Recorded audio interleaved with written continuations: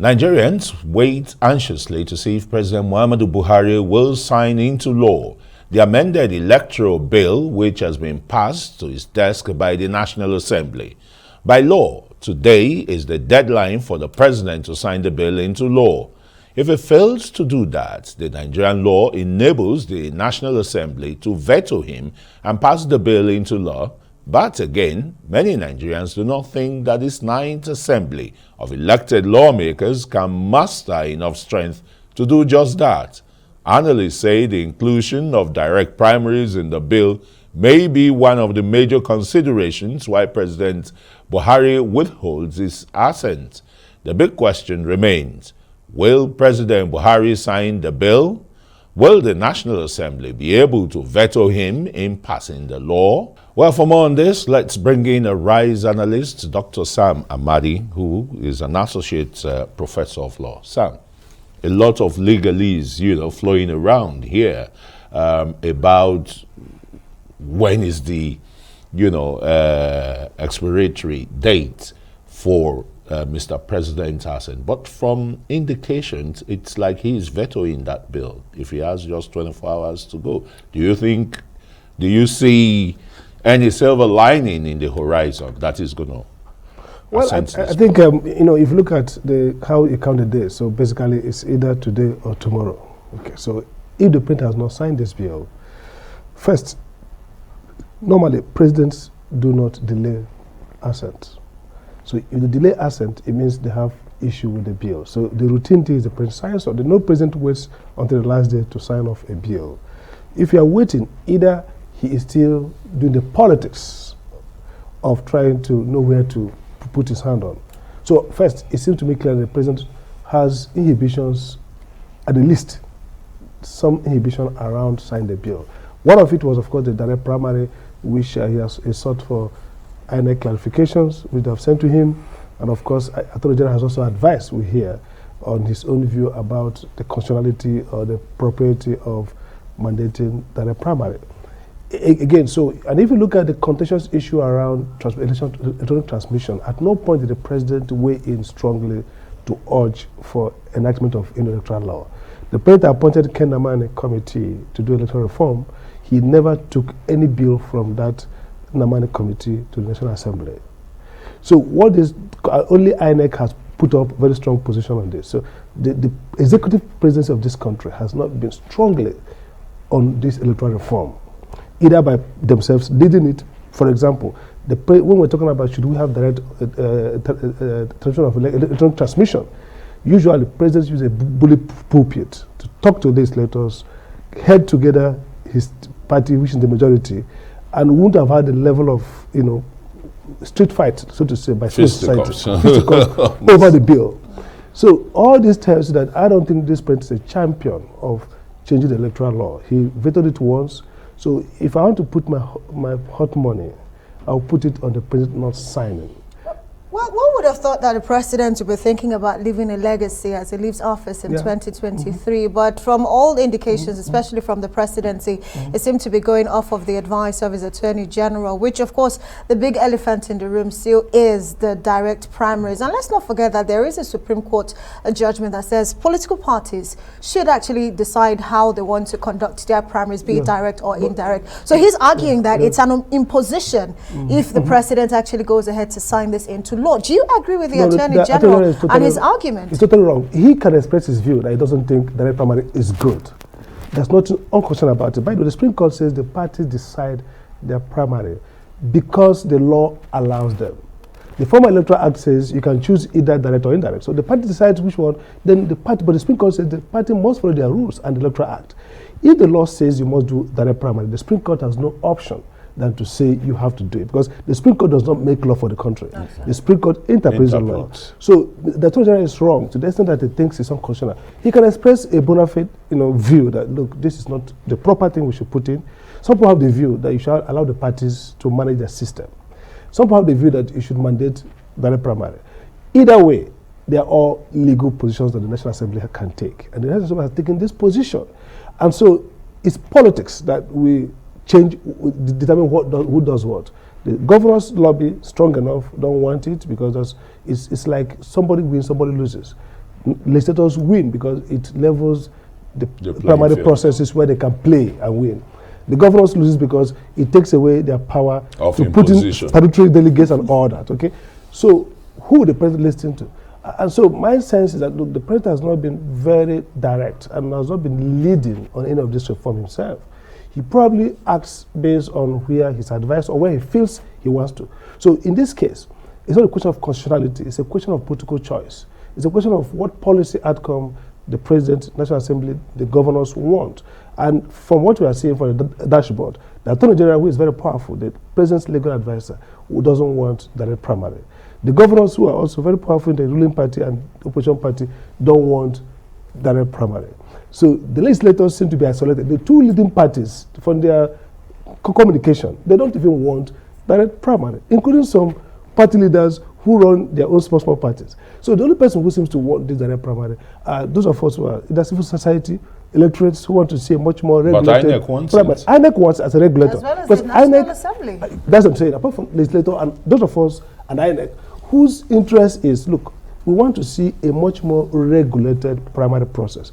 Because the outcome of elections actually largely depend on how the primaries are managed. held. Now, the argument against direct primary is two things. They say, oh, we don't have a system. That's why INEC is there. INEC ought to regulate and provide for you guidelines so that you start your registration and close at a time where INEC can inspect. I've seen arguments about the cost as well as security implications of the direct primaries as In well. fact, it's even less secure. Let me tell you, I've been part of some of these primaries. If it's level of violence and brigandage with indirect primary, because indirect primary is so indeterminate. It depends on who controls the machinery of party and machinery of violence. So this will actually bring much more, reduce the violence. Even the cost is manageable. By the way, what's the cost? We did, even the indirect primary requires some level of Congress. Is that not correct? From the wards. So what this requires you is that you start that process from day one as a process where registered members fully vote. What we have now is a process where members supposedly vote delegates, who now, together with statutory delegates, who are basically mostly appointees of people in power and party leaders, they now decide who becomes the governor, the president, the senator, House of Reps. But this process says you have to involve all members to vote directly for these candidates. All right, Dr. Sam, you just put a break to it there. We'll go on a short break, and when we return, we'll continue with the discussion. Stay with us. Welcome back. You're still watching News Night here on Arise News. I am Amadi. And I am Christian Ogodo. We're live in Nigeria's capital, Abuja. Dr. Sam Amadi, Arise News analyst, is still with us in the studio. We're having a conversation about the Electoral Act Amendment Bill, of course, which is on the table of Mr. President. And now we've seen civil society organizations, including you, calling on the President to sign. And if he doesn't, the National Assembly should veto him. Let's put that at the back of our mind as we remember that the National Assembly on Tuesday planned to go on recess and will not resume until the third week of January if everything goes as planned. But the National Assembly, as it's constituted right now, we've seen the relationship with the executive. Do you think they'll be able to gather that two-thirds majority needed to veto the president if he doesn't sign at the deadline? I think no, for three reasons. One is, you mentioned the calendar of National Assembly. Although they can have emergency, they can be summoned, but I doubt. They like to take their holiday. Even in the Congress, people like their holiday. Secondly, they also are more concerned with party convention. The APC, the ruling party that has the majority of legislators in the National Assembly, are going to, if all work well, by February 20-something, they should be thinking about their Congress. And the political work around that Congress means that a lot will be done in January. They may not even resume on time. So that's one factor why it may not happen. The second factor is the leadership of the National Assembly. National Assembly in Nigeria works exclusively, it's like authoritarian system. The principal officers determine what's on the issue table, determines what to get voted for. Most times determines how the vote goes. So you can say, yeah, have it. Even when you say they know it's more. The guy, the principal officer, he's the guy, he's the gravel, it's all over. So the disposition of the principal officers, particularly the Senate President now and the Speaker, we go a long way whether this happens. Now, we've seen also tardiness, attendance. Many of the legislators don't even, if you look at a typical session on important voting days, you see that many are not seated to vote. So the question is, who has incentive to vote again, who do they really care much about this to place themselves at a crossroad with the presidency, with all the power of benefits and detriments that office can dispense? My guess would be they're going to play down this crisis, and maybe an amendment can come up. Well, I was just going to ask that maybe could the presidency, taking advantage of the weakness of the National Assembly in standing firm, and apart from the other reasons, the APC party convention.